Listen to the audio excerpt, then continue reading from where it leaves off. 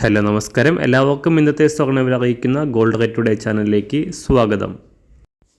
ഇന്ന് 2025 ജനുവരി മാസം 17-ാം തീയതി വെള്ളിയാഴ്ച, സമയം രാവിലെ 10 മണി.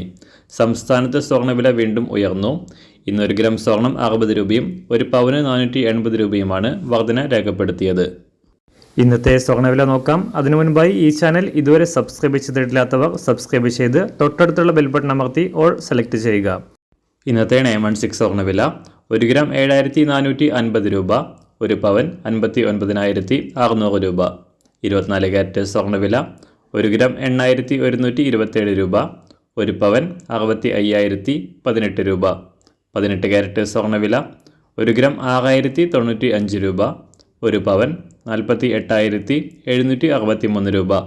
സംസ്ഥാനത്ത് ഇന്ന് വെള്ളിവില 1 ഗ്രാം 99 രൂപ, 1 കിലോ 99,000 രൂപ.